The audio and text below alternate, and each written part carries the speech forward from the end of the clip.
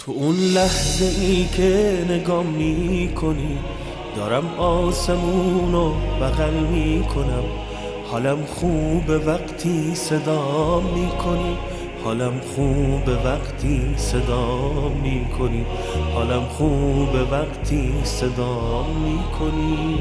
الرحیم بنستعین انه خیر ناصر و معین وصلی اللہ علی سیدنا و نبینا ابی القاسم محمد وآلہ الطیبین الطاہرین المعصومین لا سیما بقیت اللہ فی الارضین روحی وارواح العالمین لتراب مقدمہ الفدا۔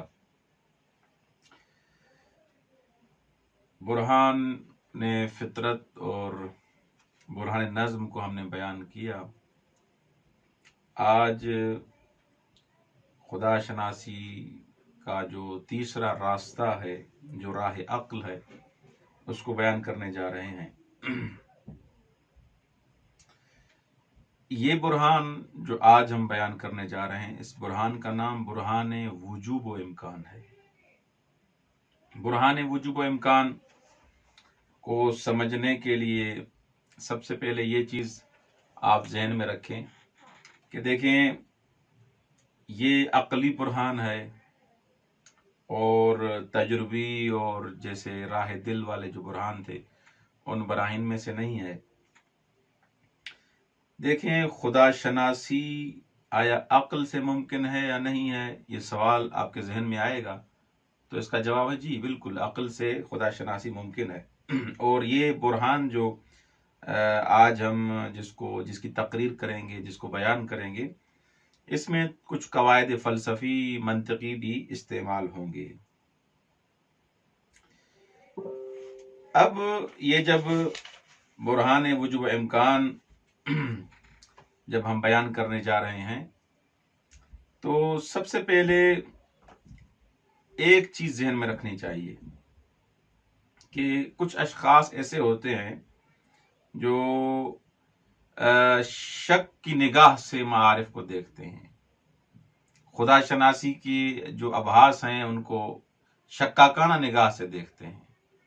جب شک ان کے وجود میں آ جائے، جب شک ڈالیں ابحاث میں، تو ان کو کیسے آپ جواب دیں گے؟ ان کو راہ دل اور راہ تجربے سے آپ جواب نہیں دے سکتے۔ اس کا بہترین طریقہ یہ ہے کہ آپ ان کو عقل کے ذریعے، برہان کے ذریعے، استدلال کے ذریعے آپ ان کو قانع کریں۔ بہترین طریقہ یہی ہے۔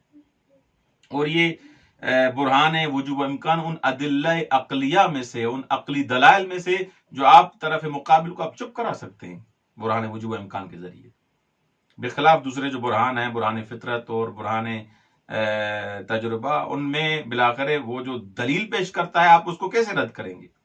لیکن برہان عقل سے، لاجک سے آپ اس کو رد کر سکتے ہیں۔ تو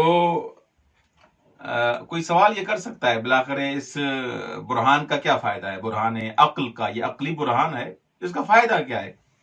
اس کا فائدہ سب سے پہلا یہ ہے کہ انسان کی معرفت جیسے بڑھے گی اور استدلال عقلی جیسے انسان کرے گا خدا شناسی کے حساب سے، تو اس کے ایمان میں تقویت آئے گی۔ یہ مؤثر ہے خود ایمان کی تقویت کے حساب سے۔ جب ایک چیز انسان کے لیے یقینی ہو جاتی ہے، عقلی حساب سے جب اس مرحلے تک پہنچتا ہے، تو اس کے ایمان میں بھی قہراً بلاخر تقویت اور ایمان بھی اس کا قوی ہوگا۔ اور جب عقلی براہین کے حساب سے بھی جب آپ اس طرف مقابل کو یا خود قانع ہو جاتے ہیں، تو یہ شخص خاضع ہوگا، اس کا ایمان اور قوی ہوگا۔ تو پہلا فائدہ یہ ہے کہ جو انسان ان براہین عقلی کو پڑھے گا وہ خاضع ہوگا، اس کے ایمان میں کیا ہوگی؟ ایمان میں اضافہ ہوگا۔ دوسرا فائدہ اس کا جو متکلمین بیان کرتے ہیں وہ یہ ہے کہ دیکھیں کچھ افراد عواطف کے حساب سے، احساسات کے حساب سے خدا کو قبول کر لیتے ہیں، احساساتی ہو کے خدا کو قبول کرتے ہیں، ٹھیک۔ لیکن جب ان کو کوئی شبہہ پیش آتا ہے، کوئی اشکال کوئی کرتا ہے، کوئی اعتراض کرتا ہے، وہ چپ کر کے بیٹھ جاتے ہیں، ارے یہ کیا ہو گیا؟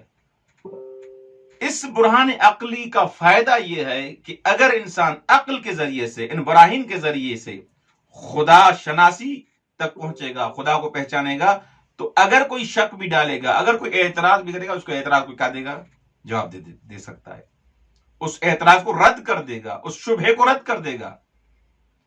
یعنی اگر کوئی انسان ایسے ہی اگر والد محترم نے کہا خدا کو پہچانو، یہ کرو وہ کرو، اور اس نے ایسا ساتھی ہو کہ کچھ چیزوں کو دیکھ کے خدا کی پہچان اس نے ہمارے پتہ حاصل کر لی، یہ عواطفی حساب سے تھا، لیکن عقلی حساب سے، برہان حساب سے اس کے پاس کوئی دلیل نہیں تھی. درست؟ کسی نے شک کیا، کسی نے اشکال کیا، کسی نے اعتراض کیا، اس نے اس اعتراض کا جواب نہیں دے پایا، بلاخر چپ ہو گیا، اس کے ذہن میں بھی شک بلاخر آ گیا. لیکن اگر عقلی حساب سے، برہان عقلی کے حساب سے اگر اس نے خدا یابی کی ہے، خدا شناسی کی ہے، تو کوئی بھی اشکال آئے گا اس کو کیا کر دے گا؟ رد کر دے گا. ایک دوسرا فائدہ ہے برہان عقلی کا. تو بس کوئی یہ نہیں کہہ سکتا کہ برہان عقلی کا کوئی فائدہ نہیں ہے، فائدے موجود ہے. جیسے ان میں سے 2 فائدے میں نے، جو مہم فائدے تھے وہ میں نے بیان کیے، جو خود کتاب میں، اس کلام اسلامی کی کتاب میں بھی موجود ہیں، آپ ان کا مطالعہ کر سکتے ہیں. اب آتے ہیں یہ برہان وجوب امکان ہے کیا. آپ برہان وجوب امکان آپ پڑھ رہے ہیں، تو برہان وجوب امکان ہے کیا؟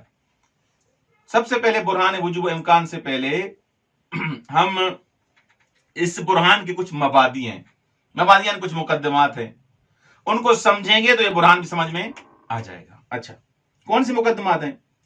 مقدمات ہم مختصر طریقے سے ان کی تھوڑی تھوڑی وضاحت کر دیتے ہیں، کیونکہ ان کے سمجھنے کے بغیر آپ کو برہان بھی سمجھ میں نہیں آئے گا. کہ آپ سے اگر کوئی پوچھے کہ اگر خدا پر آپ کا برہان ہے امکان و وجوب ہے، امکان و وجوب کی وضاحت دیں، تو ان چند چیزوں کو، مفردات کو اگر آپ نہیں سمجھیں گے تو آپ کے لیے برہان بھی واضح نہیں ہوگا.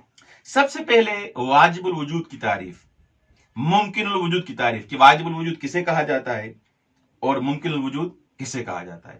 ممکن الوجود اور واجب الوجود کی تعریف سمجھ میں نہیں آئے گی تو برہان میں یہ لفظ دونوں استعمال ہوں گے، آپ کو برہان بھی سمجھ میں نہیں آئے گا. لہذا اس سے پہلے ضروری ہے کہ آپ واجب الوجود اور ممکن الوجود کو بھی سمجھیں تاکہ آپ کو برہان بھی سمجھ میں آئے. دیکھیں، جو بھی موجود ہے، جس موجود کو بھی آپ نظر میں رکھیں، وہ 2 حالتوں سے خارج نہیں ہے. جو موجود بھی ہے، جو بھی موجود کائنات میں ہے، وہ 2 حالتوں سے خالی نہیں ہے. یا اس کا وجود ضروری ہے، واجب ہے، اس کا ہونا ضروری ہے، اصلا وجود اس سے جدا نہیں ہو سکتا، وجود اس کے لیے ضروری ہے، اس کا ہونا ضروری ہے. اصل انفکاک اس کا وجود سے ممکن نہیں ہے، جدائی اس کی وجود سے اصلا متصور نہیں ہے. ایک ایسا وجود ہے. خوب، لیکن ایک ایسا وجود ہے جس کے لیے وجود ضروری نہیں ہے. ہو سکتا ہے ہو سکتا ہے نہ ہو، یعنی اس کے لیے وجود کا ہونا ضروری نہیں ہے، اس کا ہونا ضروری نہیں ہے. بس وجود کی 2 قسمیں ہیں. ایک موجود ایسا ہے جس کے لیے وجود کا ہونا ضروری ہے، ایک موجود ایسا ہے جس کے لیے وجود کا ہونا ضروری نہیں ہے.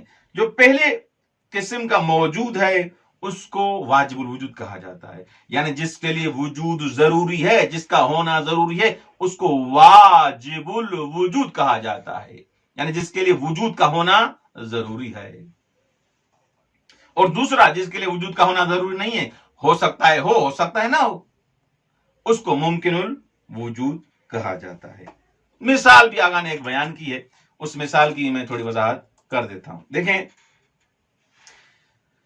شکر، چینی کا رابطہ جو ہے آغا صاحب بیان کرتے ہیں کہ یہ شیرینی اور شکر ہو.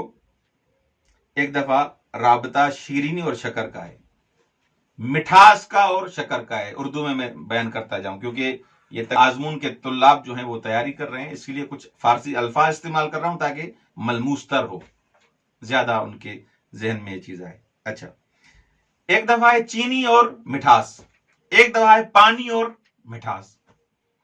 درست؟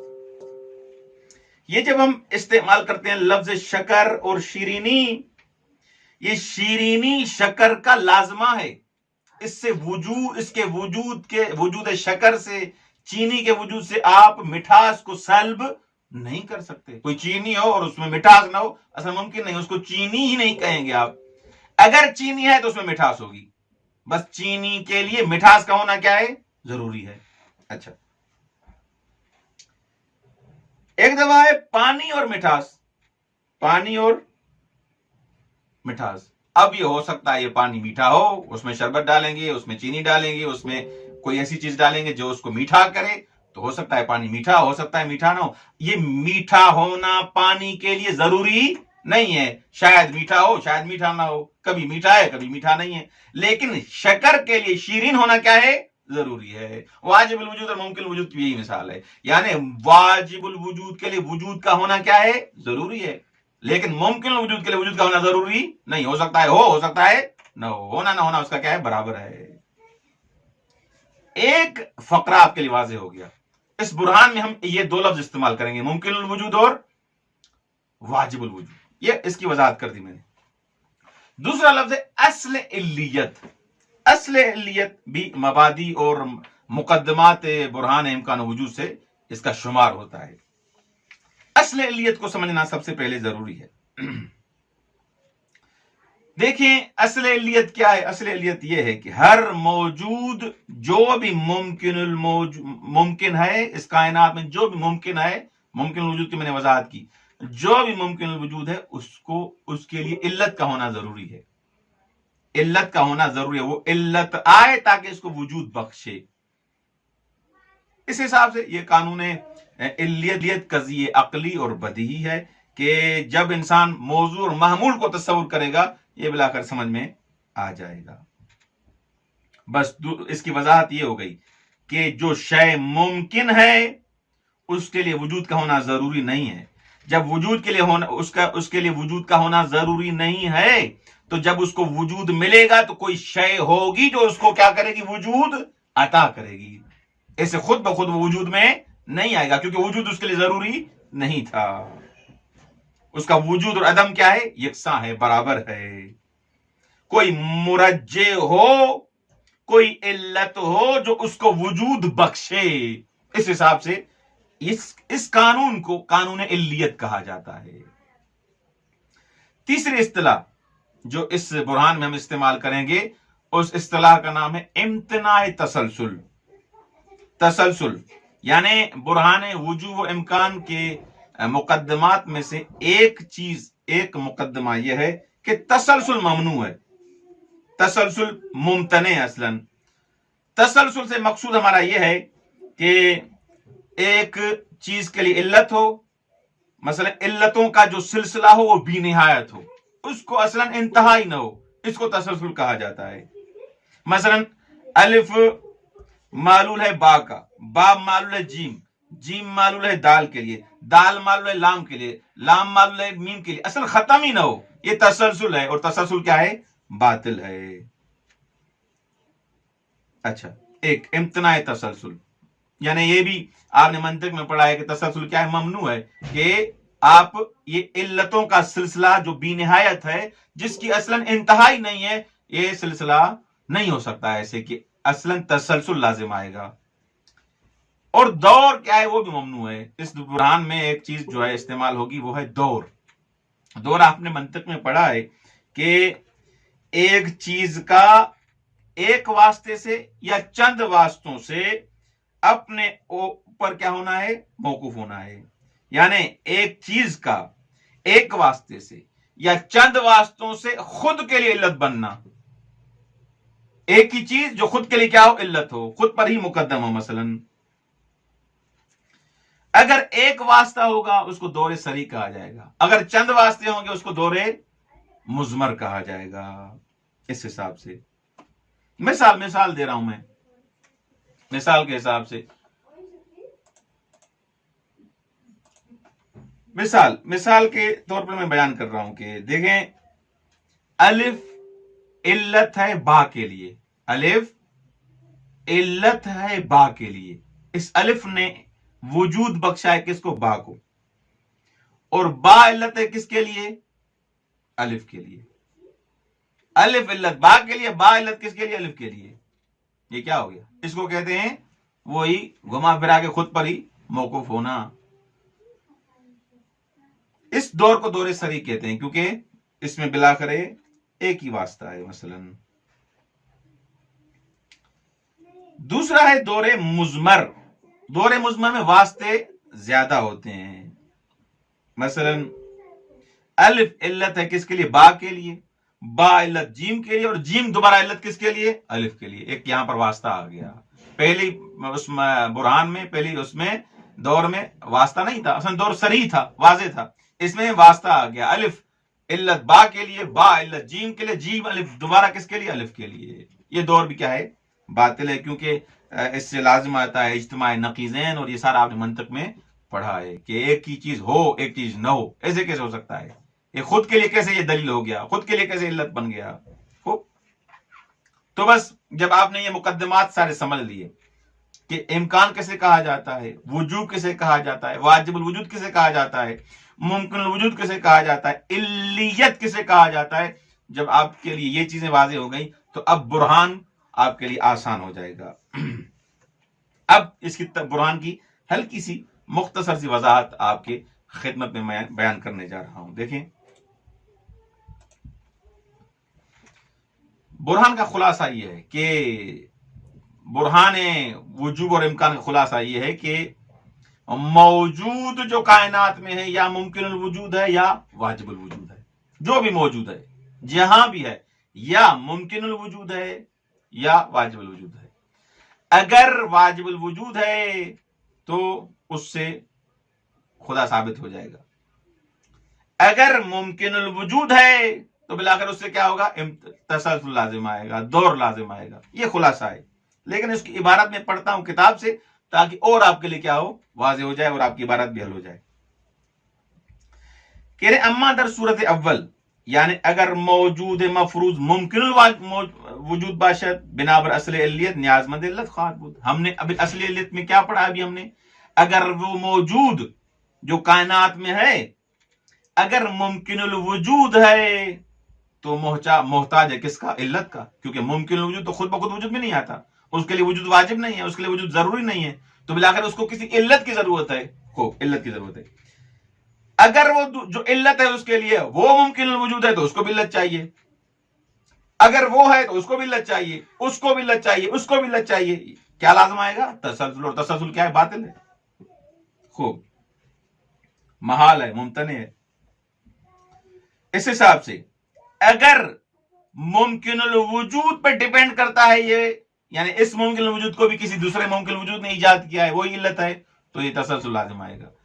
اگر اس ممکن الوجود کو واجب الوجود نے خلق کیا ہے، اس نے ایجاد کیا ہے، اس نے بالآخر اس کو وجود دیا ہے، تو بالآخر وہی واجب الوجود ثابت ہو جائے گا. اس حساب سے بس خلاصہ برہان کا یہ ہے کہ یقیناً در جہان خارج کیا ہے؟ موجود. یس و ان موجود اگر واجب الوجود باشد، خارج میں موجود ہے، اگر یہ واجب الوجود ہے مطلوبہ ثابت می شود. خارج میں کوئی نہ کوئی موجود ہے، اگر اس کو واجب الوجود آپ کہہ رہے ہیں کہ خارج میں جو موجود ہے وہ واجب الوجود ہے تو خدا ثابت ہے اس سے. وہ اگر ممکن الوجود باشد، وہ خارج میں جو موجود ہے اگر ممکن الوجود ہے، بات توجہ بے نیاز مندی عام بے علت بات توجہ بے امتناع تسلسل و دور موجود نیاز دارد. اگر کہتے ہیں یہ جو خارج میں موجود ہے خوب یہ کیا ہے؟ ممکن الوجود ہے. بھائی ممکن الوجود ہے تو اس کو علت کس نے دی؟ کیونکہ یہ تو اس کے لیے وجود تو ضرور نہیں تھا، تو اس کے لیے کوئی اگر اور ممکن وجود ہے تو اس کے لیے بھی کوئی اور علت چاہیے. اگر کوئی چوتھا ممکن وجود ہے تو اس کو بھی کوئی علت چاہیے، تسلسل لازم آئے گا، دور لازم آئے گا. تو لہذا یا منتہی ہوگا واجب الوجود پر یا دور اور تسلسل لازم آتا ہے. بس اس سے ثابت ہو جاتا ہے کہ کوئی کائنات میں ایسا وجود ہے، ایسا موجود ہے جس کو کسی علت کی ضرورت نہیں ہے. بس اس حساب سے یہ ثابت ہو گیا کہ اب یہاں پر اوصاف اولیہ اور ثانویہ یہاں اس کتاب میں آپ پڑھ رہے ہیں، اس کی طرف توجہ کریں.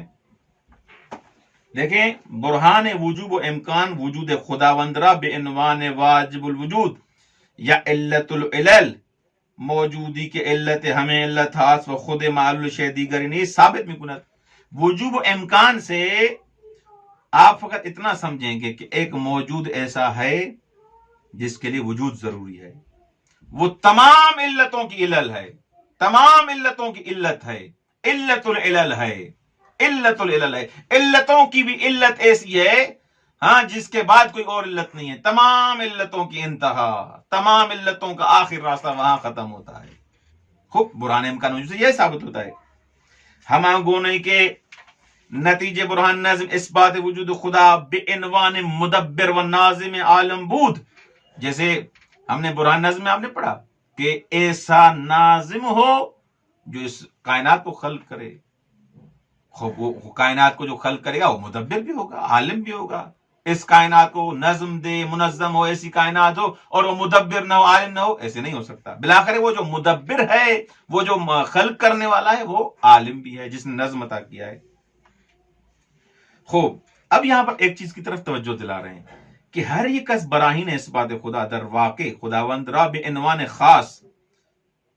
خاص و متصل بوصف خاصی اثبات میکنند. البتہ این مطلب بدان مانا نیست کہ نتیجہ ان براہین صرفاً اثبات یکی از اوصاف خدایی باشد کہ قبلا وجود او مفروض گرفته شده است، بلکہ در ان براہین ہدف اصلی اثبات وجود خدا است. ہم یہاں پر ان براہین میں چاہے برہان نظم ہو، چاہے برہان فطرت ہو، چاہے برہان امکان و وجوب ہو، ان براہین میں ہمارا ہدف کیا تھا؟ اگر آپ کو یاد ہو کیا ہدف تھا؟ ہدف یہ تھا کہ ہم خدا کو ثابت کریں. کوئی خدا ہے، کوئی واجب الوجود ہے، اس واجب الوجود کو ثابت کرنے کے ہم بیٹھے ہیں یہاں پر. درست. اما از آنجا که می باید ابتدا مفهومی از آنجا که در صدد اثبات هستیم در ذهن داشته باشیم، در هر یک از این براهین به کمک مفهوم خاصی که بیان کرے یکی از صفات خداوند است از ذات او حکایت میکنیم. به عبارت دیگر ما چاره جز آن نداریم که پیش از اقامه برهان بر وجود خداوند ذات الهی را در قالب یک مفهوم تصور کنیم. پہلے خدا کو تصور کریں، خوب سپس ثابت کنیم کہ چنین مفہومی در خارج وجود کرد. ایک مفہوم بنائیں اور پھر ثابت کریں کہ واقعا ایسا موجود ہے. ہم ان براہین میں یہی ثابت کریں گے.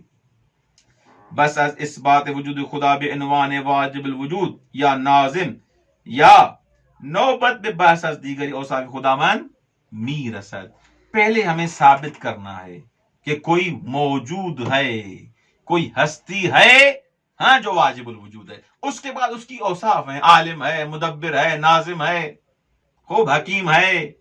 یہ صفات ان کا مرحلہ بعد میں.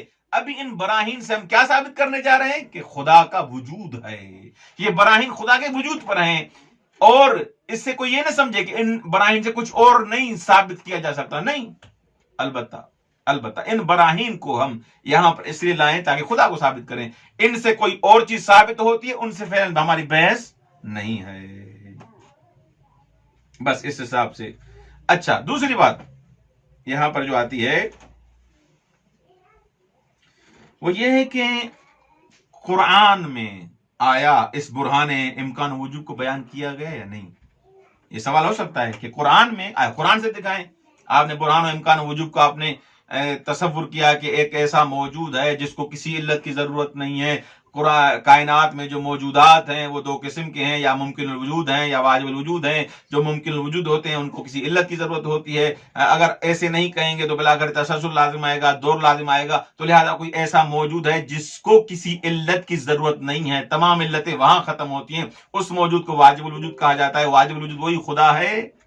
خوب اس حساب سے کہہ رہے ہیں کہ آیا ایسا، یہ برہان جو آپ نے تقریر کیا فلسفی حساب سے، اس کے مقدمات بھی آپ نے بیان کیے، آیا قرآن میں موجود ہے؟ یہ سوال ہو سکتا ہے.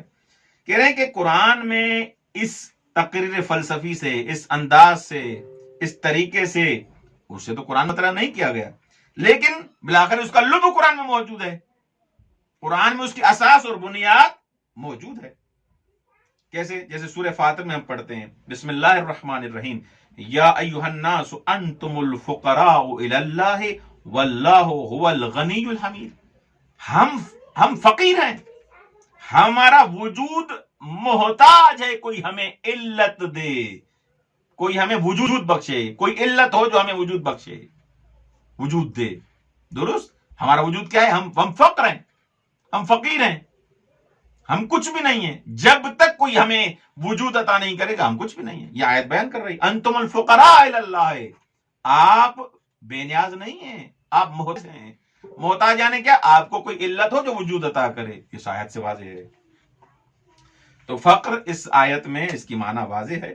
اور بالآخر ممکنات کو بھی یہ فقر شامل ہے کہ سب سے زیادہ جو انسان کی وابستگی ہے وابستگی وجود ہی ہے، کہ انسان ہر چیز میں اللہ کا محتاج ہے، کھانے میں، پینے میں، سانس لینے میں، لیکن وجود بھی، وجود اپنے وجود جو وجود ہمیں عطا کیا گیا اس میں محتاج ہے کس کے؟ خدا کے محتاج ہے۔ وہ اگر وجود عطا نہ کرتا ہمیں وجود ہوتا نہیں۔ ہمارا وجود کوئی واجب الوجود تھوڑی ہے، ممکن وجود ہے، اس نے عطا کیا اس لیے اس دنیا میں آئے ہیں۔ یا مثلا دوسری آیت سورہ طور کی، ام خلقوا من غیر شیء ام هم الخالقون، اس آیت سے بھی یہ واضح ہے کہ ام هم الخالقون، کہ یہ خود اپنے خالق ہیں یا کسی نے اس کو خلق کیا ہے؟ سیدھی سی بات ہے، خود تو خالق نہیں ہے اپنے آپ کے، ہاں خود تو خالق نہیں ہے، لہذا کوئی خالق ہے، اور یہ انسان مخلوق ہے، حادث ہے، کسی زمانے میں یہ نہیں تھا، اس کے بعد یہ موجود ہوا، حالہ جب انسان پہلے نہیں تھا، اب یہ حادث ہے، ہاں کسی زمانے میں اس کا وجود نہیں تھا، اس کے بعد یہ موجود ہوا ہے، تو اس کے لیے دو احتمال ہیں، یا اس کو بغیر علت کے خلق کیا گیا ہے، ہو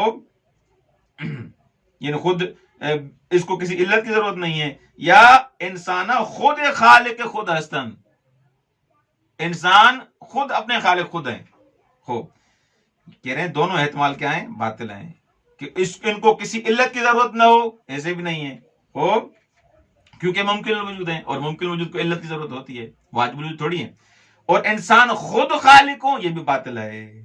تھوڑا بھی انسان توجہ کرے اور تعامل کرے گا تو انسان سمجھ جائے گا کہ ان کو ایک خالق حقیقی کی ضرورت ہے، ایک واجب الوجود کی ضرورت ہے جو ان کو وجود بخشے۔ یہ تھا برہان امکان وجود کا خلاصہ۔